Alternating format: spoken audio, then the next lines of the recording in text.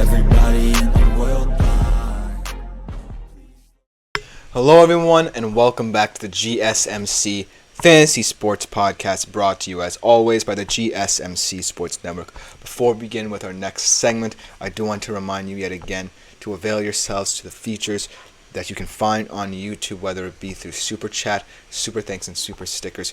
You guys have been great all week in that department. We want to continue this narrative as we continue our shows next week. Everything is greatly appreciated by both me, my fellow podcasters, and the network as a whole, so do please consider this and make yourselves available to that. Without further ado, let's jump into our second segment of today's show, and it should be a good one. For the first time on the show, we're going to be talking some stardom-situm situations. Now, stardom-situm is always very fun to get into. You always kind of pinpoint the matchups you want to target with your certain players.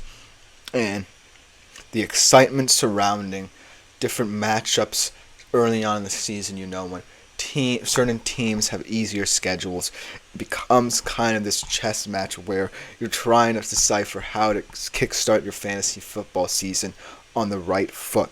And so, all these guys that I've compiled, these are kind of my own opinion, really, of how to find those matchups where we either are eager to start a certain guy or you're kind of apprehensive about and you wish to sit him. So without further ado, let's jump right into it.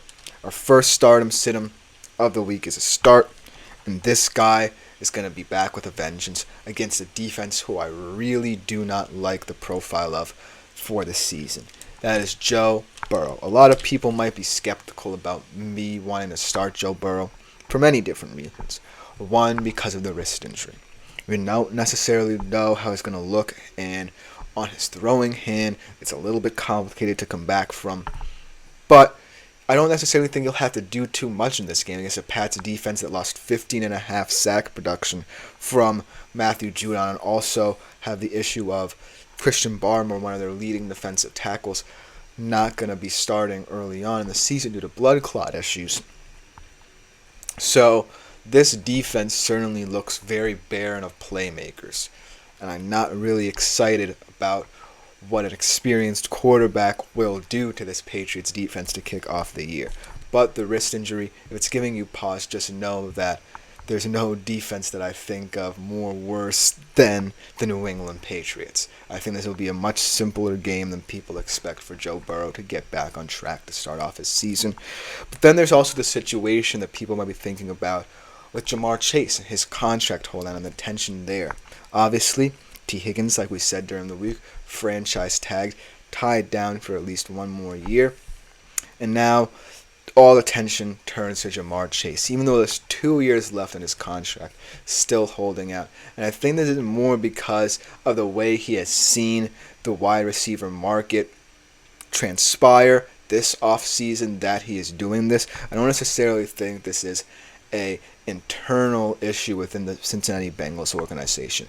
That being said, teams like the Bengals and the Cowboys, as we saw with the length of how long it took for CeeDee Lamb to tie down his extension, they have been kind of timid in terms of setting the tone for the wide receiver market this offseason, because everyone expected those big guys to immediately get their contracts. But that's not necessarily how it works, though. I think that the timidity kind of played into the hands of the receivers, and now it's kind of coming full circle as we see with Jamar Chase. That being said, I still have no concerns. And again, it's because of the Patriots defense. No matter who is on the field at receiver for the Bengals come this game, I think Joe Burrow will have a lot of success. And in terms of the overall fantasy perspective of this game, I don't necessarily think Joe Burrow will put up the biggest numbers. I don't think he's going to be throwing for 300, 350 or anything like that. I think he's going to be more around the 270 range. But that will be okay because I think he'll have a lot of touchdowns against this defense. I think that Joe Burrow, what I love about him is he picks apart different defenses. He's not always looking for the big shot. He's not always looking for the deep ball. He's looking to pick apart defenses at his will and set the tempo for his offense. So I think Joe Burrow is an immediate start right away. Wrist injury be damned. Now the sit This is a little bit before nobody knew who the Pittsburgh starter was going to be as they open up their season against the Atlanta Falcons. As Tap to Learn says, Mike Gesicki could get some targets. I did not actually know Mike Gesicki was on the Bengals, but he is an interesting person. Actually, he's on the Patriots, rather. I forgot about that. I think that Mike Gesicki getting targets in this Patriots offense could be a good thing, but still, I think that the overall profile of the Patriots offense right now does not look promising. It's telling that Gerard Mayo does not want to put Drake May out there right now because of that offensive situation. I'm not saying that this game will be a pretty game. I think it's going to be an ugly game for both teams. But, as you point out, Gesicki is an interesting guy. I don't think he's the best of tight ends right now. I think the tight end market is just becoming so expansive in how we interpret it. But he is someone who's very interesting. That being said, outside of him, who are the Patriots really going to rely upon? Kendrick Bourne, a rookie in Javon Baker? I'm not necessarily certain. So while it's a good point that Mike Gesicki profiled as someone who can get a lot of volume in this offense, I don't think that it's going to be enough for the Patriots. But that's a fantastic comment. I completely had forgotten about Mike Gesicki in this team. But let's get back to the Sidham situation in Pittsburgh. This was kind of before we knew who the Pittsburgh starter was, but it is Russell Wilson. And against Atlanta, it's going to be an interesting game, like we talked about in the betting preview segment. I think that, Atlanta's defense doesn't necessarily profile as one of the most threatening. It's just that the Pittsburgh offense is equally unthreatening. I think that, if Russell can develop that rapport with George Pickens, that could be a special partnership because I really like George Pickens. He's a guy who we haven't necessarily talked about as we talked about wide receivers, and he profiles as someone who should get the lion's share of targets in Pittsburgh. But I think where the fault stems from the play calling. Then you definitely have to change the play calling for a guy like Russell Wilson because some of his best traits have diminished over the years and have kind of reduced what he can do in certain offensive schemes. And so it's going to be all about finding what makes Russ comfortable in the system because I don't necessarily think he's going to be the starter a year from now for Pittsburgh. This is just kind of like the tail end of his career, trying to prove that he might still be able to play for someone, maybe not as a starter, but as a competent backup. That's what I think of Russell Wilson right now. And against Atlanta, like I said, Atlanta, you can kind of do a little more against them. I don't necessarily think their defense is as prolific as some others. They did add Matthew Judon. I like that. I love Jesse Bates in their secondary. I love A.J. Terrell. He's a do-it-all linebacker, can line up anywhere for them. That being said, as Tap to Learn says, this is a little bit of advice for him. Will Levis or Russell Wilson? Who to start? That is an interesting one. I don't have who the Titans play this week, but I think that they do play the Bears, actually. So the Bears and Falcons, let's compare those defenses to kind of better understand the matchups for these two quarterbacks. The Bears defense, I am also kind of putting them in that same terrain as the Atlanta Falcons defense. They're very similar. They have a lot of interesting players both at the linebacker position and in the secondary. But that being said, Will Levis just excites me more as someone who is now going to understand the role he has in this Titans offense. I don't think, he has that much pressure on his shoulders. I think the pressures are more on his receiving core. Guys like Calvin Ridley and DeAndre Hopkins deliver for him. And he has a backfield that I really like. Maybe not Tony Pollard, we'll talk about him later, but Tyjae Spears. I like him and the rapport they built last year. And on the other hand, Russell kind of in this weird Pittsburgh situation where he knows he might be on a short leash if he doesn't start off the season well because of Justin Fields lurking behind him on the bench. And an offense that, while it does have exciting players, don't necessarily project to be the best. And they're playing a Falcons team that has so much hype around them. I would start Will Levis. And I know it's a bit of a risk because Will Levis has less experience than Wilson. But right now, Levis' situation and the matchup where you're against a Bears defense that, while I like their youth, I like Jalen Johnson, their secondary, I don't think that highly of right now. So, to answer your question, I would kind of comfortably say that Will Levis is the smarter pick. And I feel kind of weird saying that. But I think at this current moment, Will Levis should be your guy. Back to this whole narrative about Russell Wilson. If it does end up, playing, how does this raise his value as a fantasy player? To the point where maybe we will be saying, hey, we can feel comfortable starting Wilson in more weeks, more often than not. But at this current juncture, I'm not that confident in, starting him out this early in the season. I want to wait and see for this offense. Let's get to some running backs, shall we? And the stardom pick for me this week is kind of an interesting one because of the situation in Minnesota. But I really like Aaron Jones against the Giants. This is going to be a classic smash mouth game, I believe. We talked about Minnesota a little bit throughout the week, what with their situation, the J.J. McCarthy injury, Sam Darnold, now the starter full-time for them, at least for the season. We talked about all the weapons they had in Jay Jettis. We talked about Addison as well. We talked about when T.J. Hawkinson will project to return a little bit, and we'll talk about it later on next week.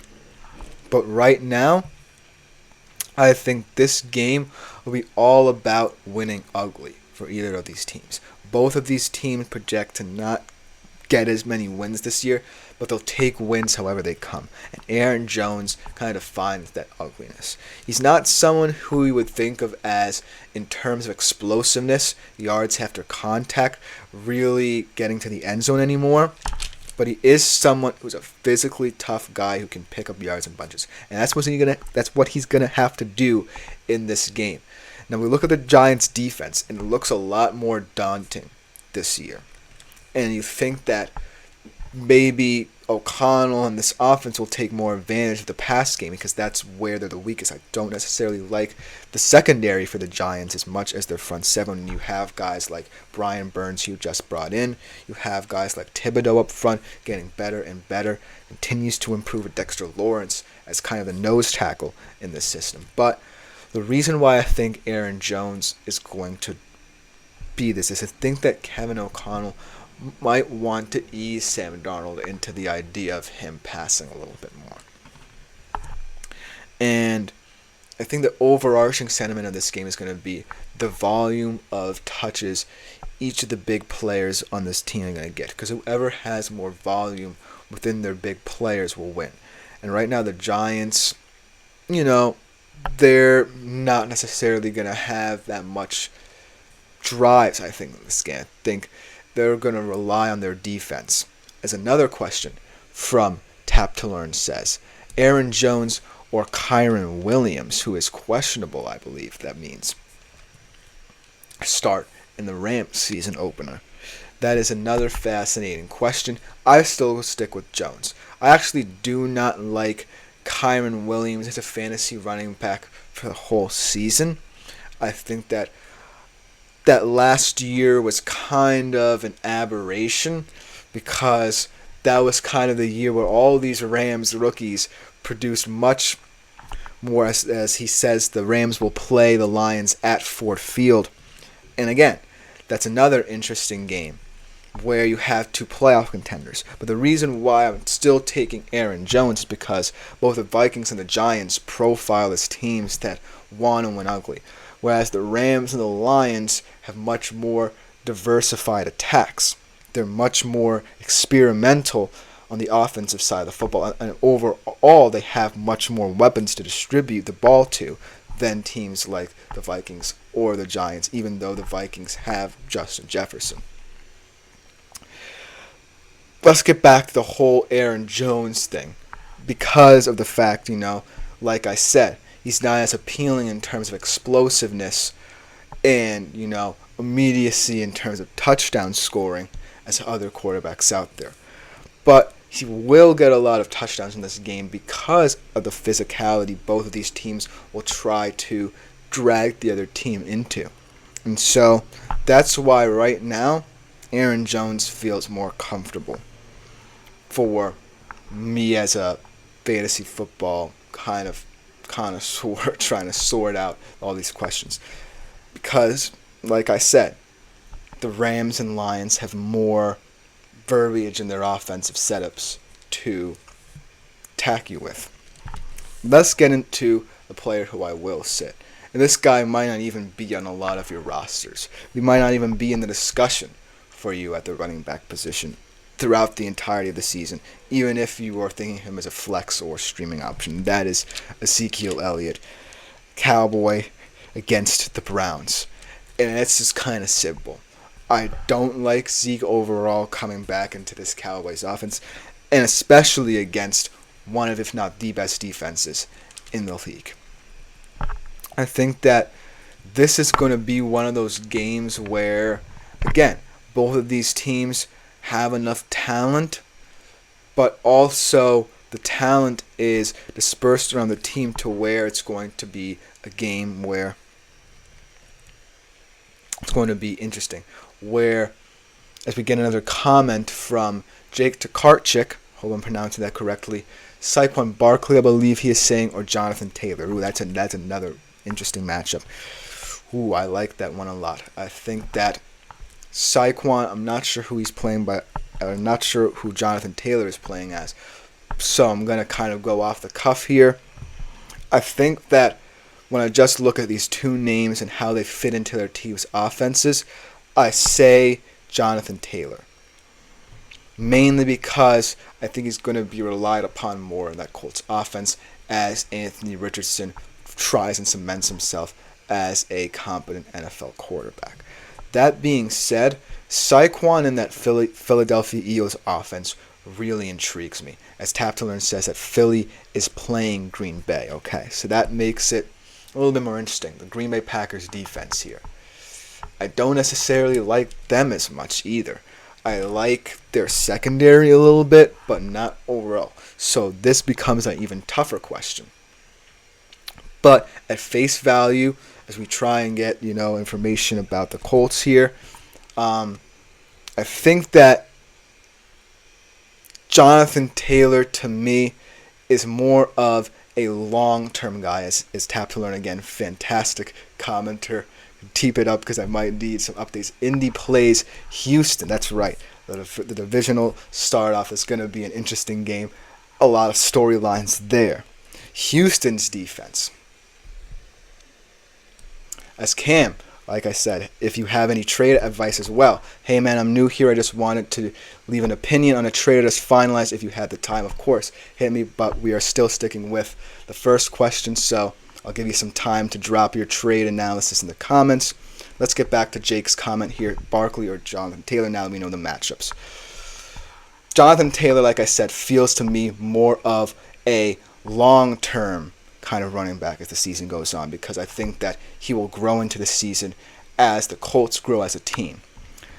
If I were to take this at face value for just week one, maybe I would kind of favor Barkley here because, like I said, Green Bay's defense, I only like the secondary, and I think that the intriguing nature that Saquon Barkley brings to the Philadelphia Eagles offense adds a little bit of diversity to it. I think that it alleviates a lot of the pressure on Jalen Hurts as a runner, and it also profiles Saquon Barkley as someone who might be seen as someone who's going to get a lot of explosive plays in this offense.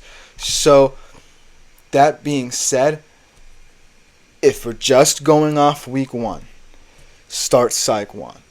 If we're going long term, I think Jonathan Taylor is going to give you more value week in, week out. But just based off the matchup that I see here for week 1, that's who I'm going to say for week 1.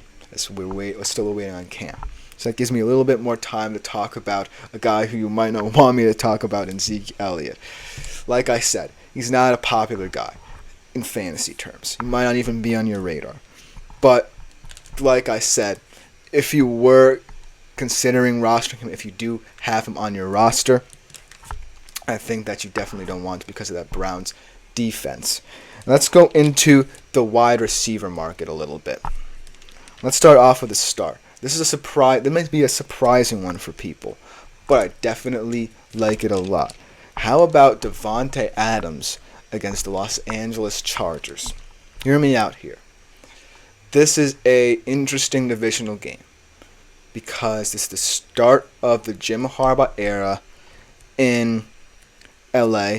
This is also kind of the start of the Antonio Pierce era in Las Vegas. Now, both of these coaches have said that their philosophies are to ground and pound the football.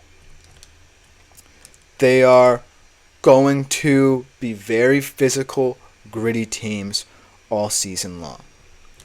But the caveat here is that in whatever ways they're going to pass the football, Davante Adams is the only weapon that scares me in this matchup. And because of that, even though I don't think passing will be high, I don't think either quarterback will be passing that often, Davante Adams, and whatever targets he does get, will make the most of them.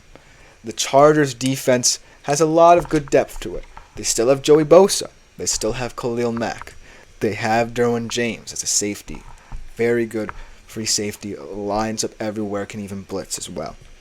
But the reason why Davante Adams is so integral to this game is because he is the X factor on both sides of the football in terms of actually understanding the intricacies of opposing defenses and thus creating mismatches for whenever the Raiders do want to throw the football. Because eventually, I do feel like they'll be dragged into this game and one of them will have to find a way to get going in the pass game. So, I don't think it will be pretty, but Davante Adams could be a sneaky good week 1 start for you. And then, to sit, this one is still very simple. DeAndre Hopkins against the Bears. I don't like how this whole setup for him looks. And he's also coming off a knee injury. Make of that what you will. But he's also in his age 32 season. We'll talk about this a little later in the show. Once you get to that threshold as a wide receiver, there's not much hope. As much as I love what he brings to this Titans offense where they're trying to break in Will Levis, I don't think that this will be the game for him. That being said, he could be interesting throughout the season. There could be matchups that you like with him. But for now, coming off that knee injury, age being a concern, I think you sit him. I think that this overarching sentiment for all these players who have laid out, whether starting or sitting, is that it's all about matchups in week 1.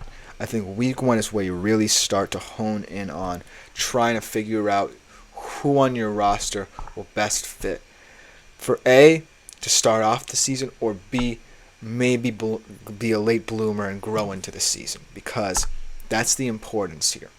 You want to set a good tone to start off the season, but you also might want to start determining different factors that might affect your team as well. So those guys that I've just talked about, be attuned to them in their week 1 starts. But that should just about do it for this segment. Coming up next, we'll be looking at some running back busts. The running back market, obviously, very versatile as we talked about throughout the week. And these are just guys who I don't necessarily see, whether it be just a circumstance of their situation or other reasons, I don't necessarily think you should be looking at. But that will come right after this short break. Looking for your daily fix of sports talk without having to pay for it?